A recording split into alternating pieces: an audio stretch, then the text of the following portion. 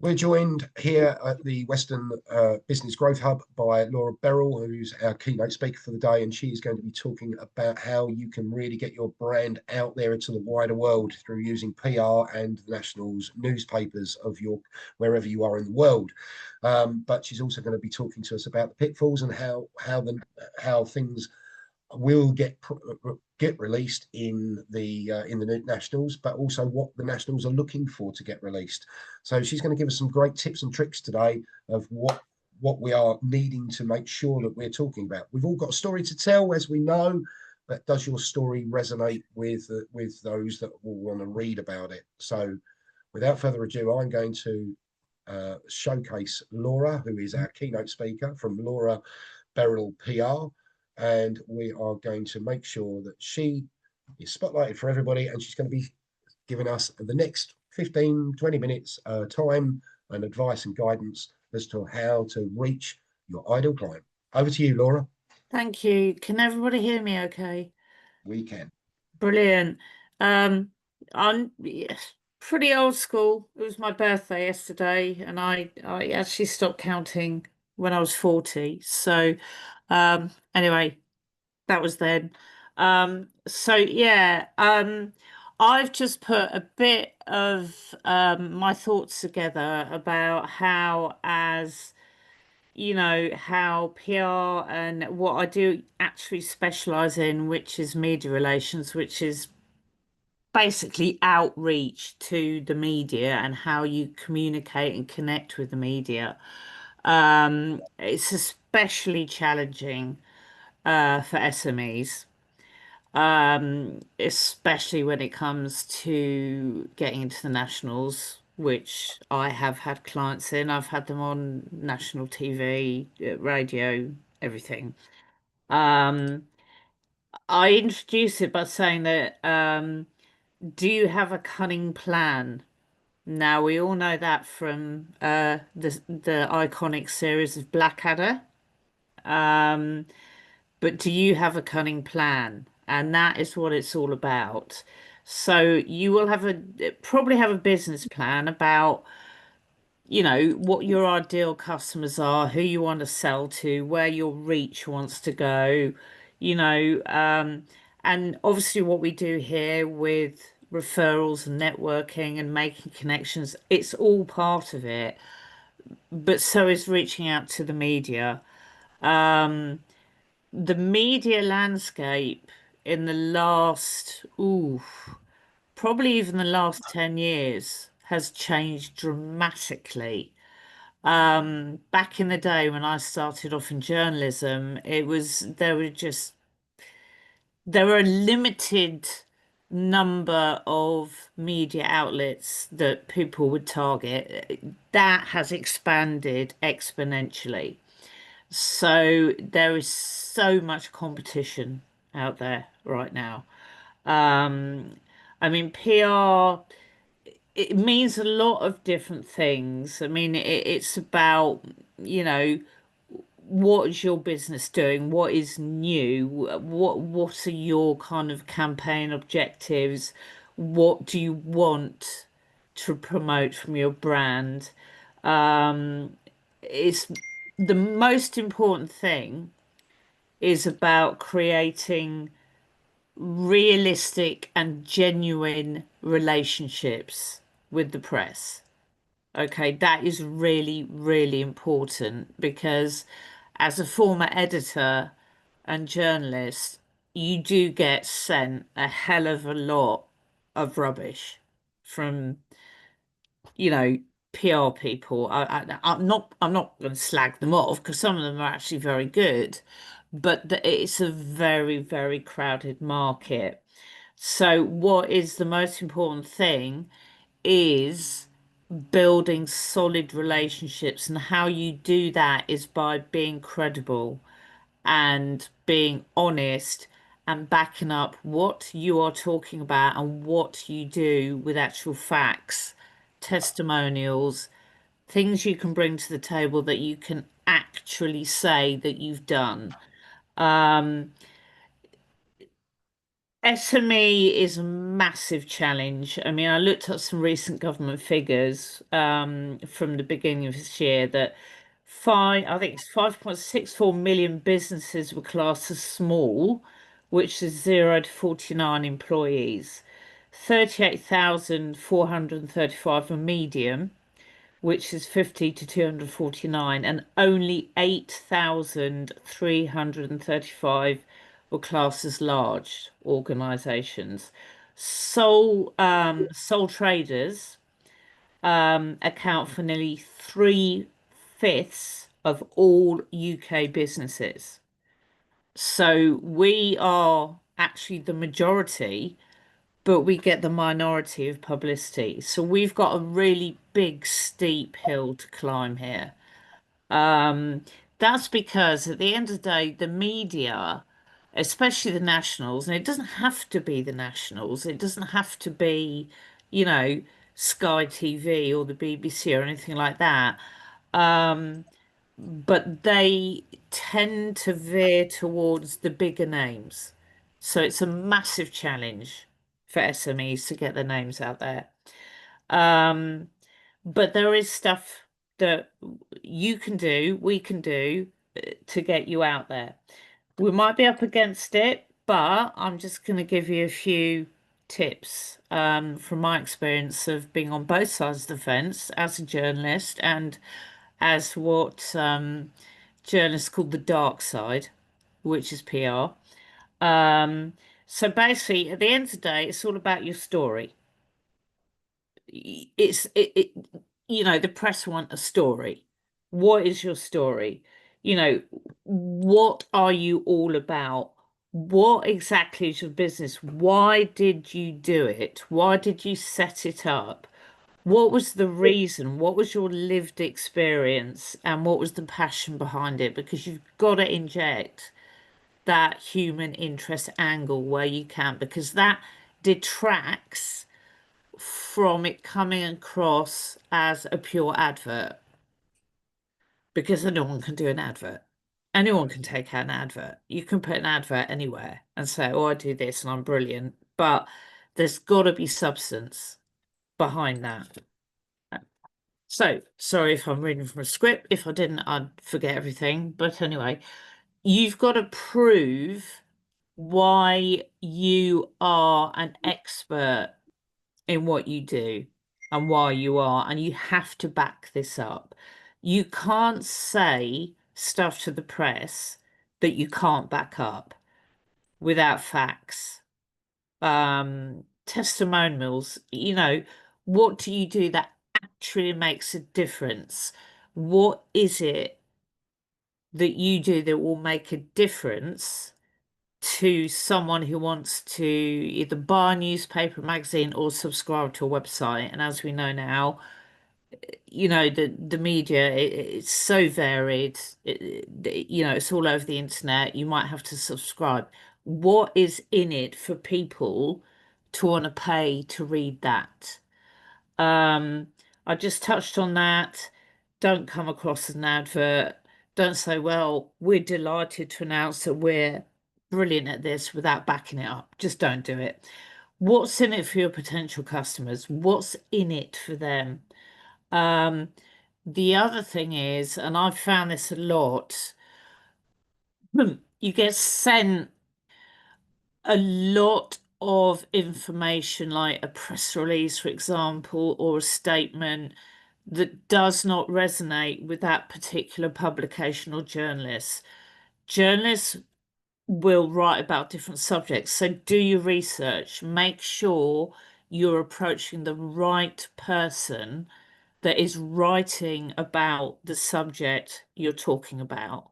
There's no point sending out a blanket statement to people who are writing about, I don't know, lifestyle stuff if you're talking about cybersecurity, which I've worked in a lot as well. I mean, it's just pointless because you just won't get anywhere.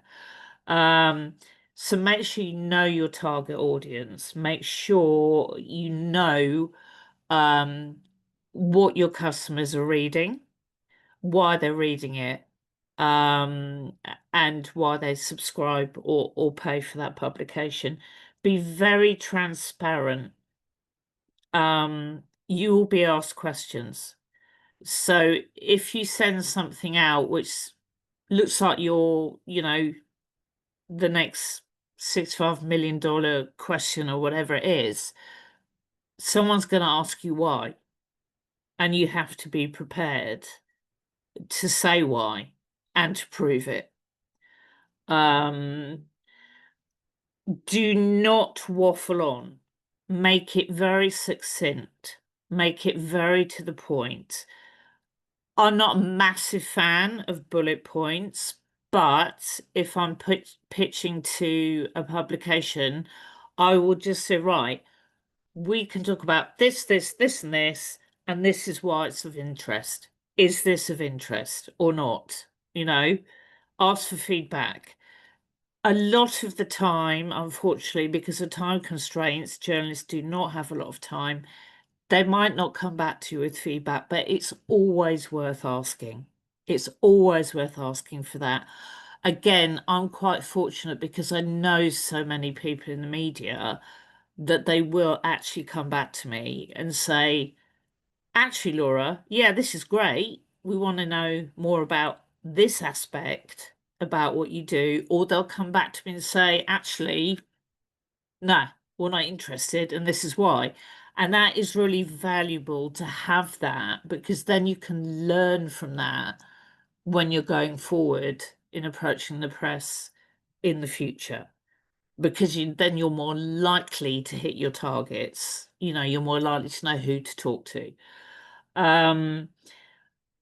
Be very patient. Now, depending on the type of media, I mean, I do work in broadcast as well. That can be a very, very quick turnaround. I had somebody on Times Radio, and somebody else on GB News, and they literally said, we want all of this within, well, it was probably about 4 hours turnaround that I had to get the information to them. So, because they're on a very tight schedule.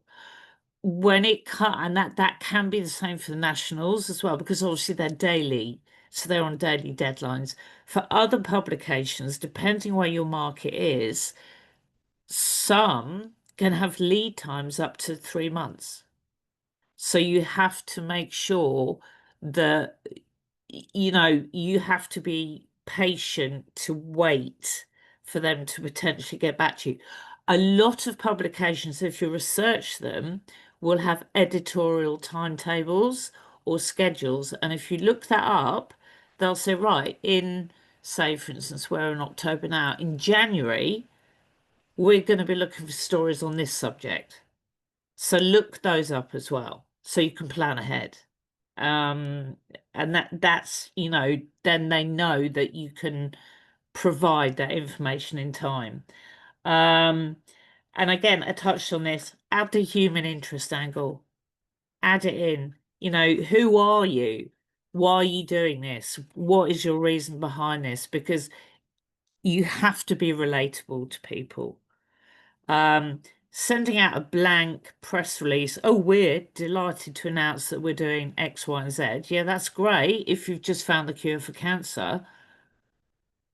It's not great if it's just like, well, we've launched this, which is going to solve all your problems. Well, again, how? And have you got a case study? Have you got an example of how what you have done has actually really made a difference?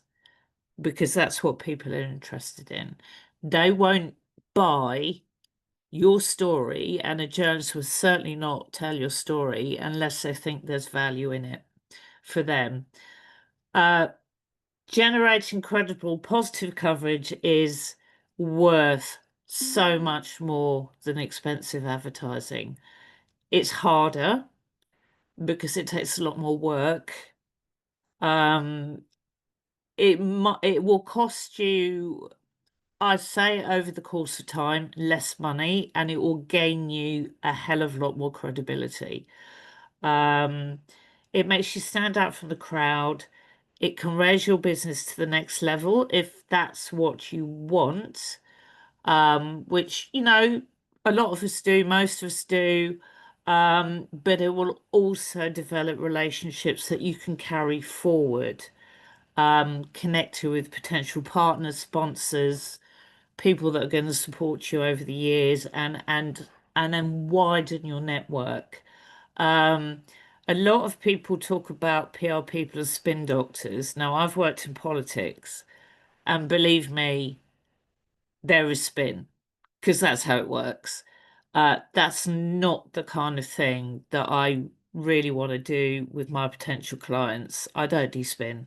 I do facts. I do real stories. I do true experiences.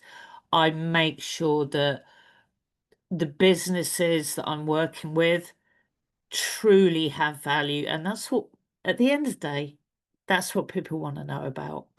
That's all they want to know. They want to know how what you are doing is going to help them, either in their business or even their, you know, personal circumstances. It doesn't really matter. Um, so we all have a story, like Sean said earlier. We all have a story. Just don't spin it. Make it real.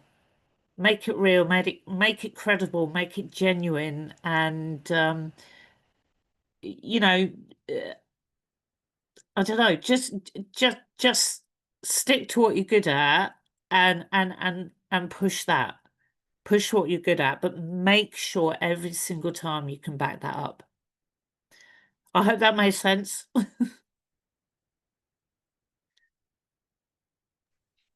Fantastic. Thanks for that, Laura. That was brilliant. I don't know about anybody else, but I was taking some notes there. So I'll just take you off of the spotlight so we can see everybody else in the room. Has anybody got any questions for Laura after listening to that?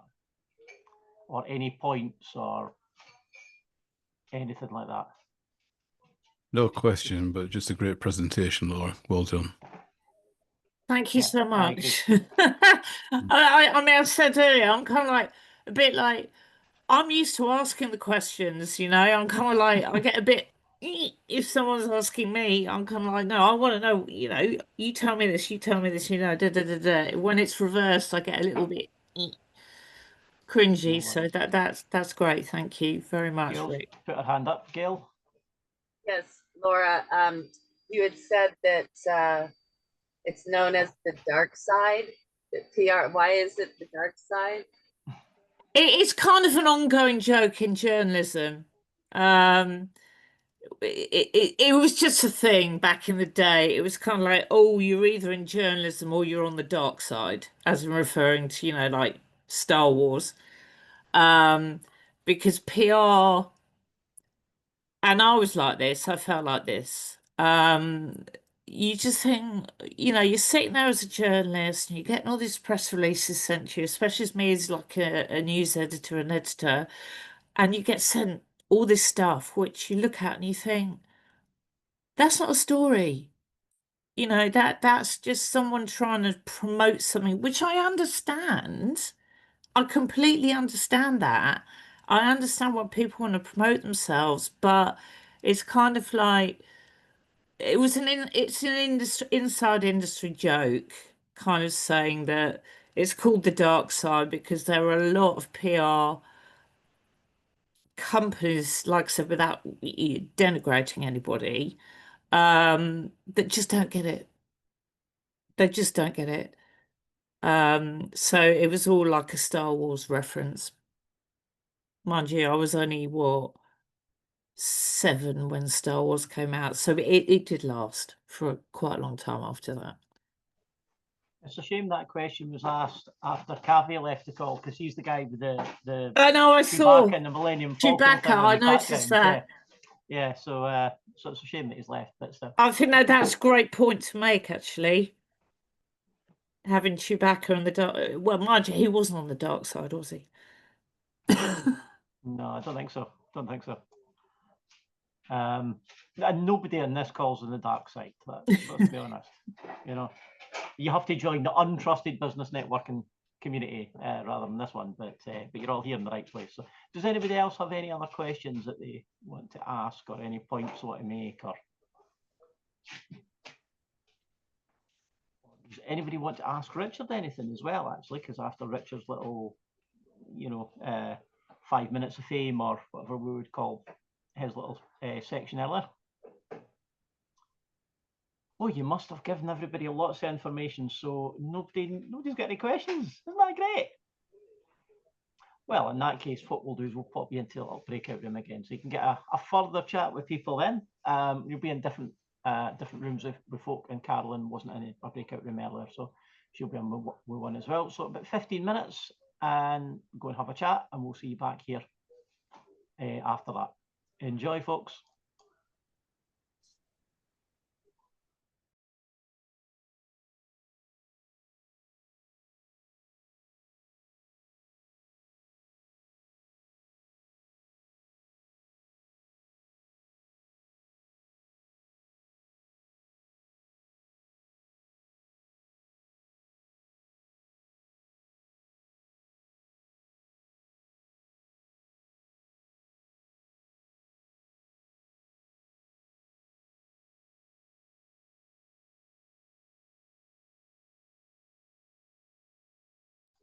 I've not got you going anywhere, Susan. I'll just check that with what's happened there.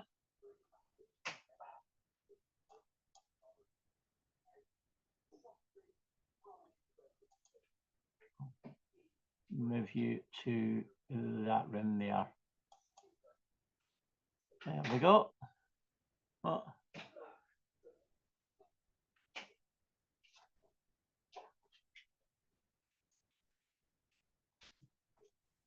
Oh, sorry, Ian. I was taking notes and I didn't push the join button. All right, that's fine. No worries. I'll just move you to a different room. Put you in with who will put you in with? There we go. I'll pop you there. So enjoy there. I think Carolyn might have frozen. I'm not sure. Until she comes back. There we go. You still with us, Carolyn?